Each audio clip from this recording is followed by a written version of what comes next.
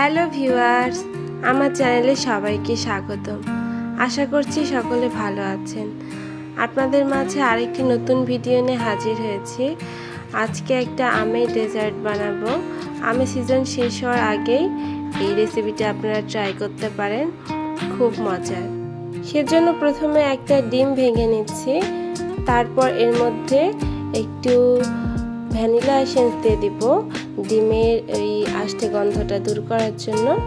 তারপর এখানে দিয়ে দিলাম 1 টেবিল চামচ চিনি।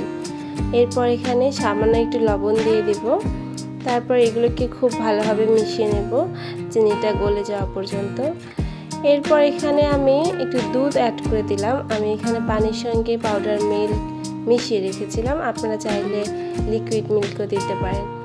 তারপর এখানে দিলাম 1/2 টেবিল চামচ তেল, আপনারা চাইলে এখানে বাটার গলিয়ে দিতে পারেন। এরপর আমি আম চিপে রেখেছিলাম সেটাও এখানে দিয়ে দিলাম। সব ভালোভাবে মিশিয়ে নিচ্ছি। এরপর ভালোভাবে মিশানো হয়ে গেলে এখানে আমি ময়দা দিয়ে দিলাম। আমি 1/2 কাপের একটু কম ময়দা দিয়েছি। এরপর এখানে 1 টেবিল চামচের মতো গুঁড়া দুধ দিয়ে নিয়েছি। এই ব্যাটারের জন্য সব কিছু দেওয়া শেষ। এবার ভালোভাবে মিশিয়ে নিচ্ছি। আর যেহেতু এর মধ্যে আমটা দেওয়া ছিল, একটু দানা দানা রয়ে যাবে, সেজন্য ব্যাটারটাকে আমি ছেঁকে নেব ছাঁকনিতে। তো অন্য একটা বাটিতে আমি ব্যাটারটাকে ভালোভাবে ছেঁকে নিচ্ছি, তাহলে খুব সুন্দর একটা স্মুথ ব্যাটার হবে অ্যান্ড সেটাতে খুব ভালোভাবে প্যানকেকের মতো যে আবরণটা সেটা বানানো যাবে। তো দেখতেই পাচ্ছেন কত সুন্দর স্মুথ হয়ে গেল এখন।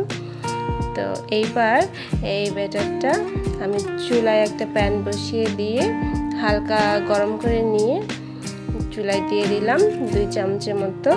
তারপর এটাকে ঢেকে আমি 4-5 মিনিট রেখেছিলাম।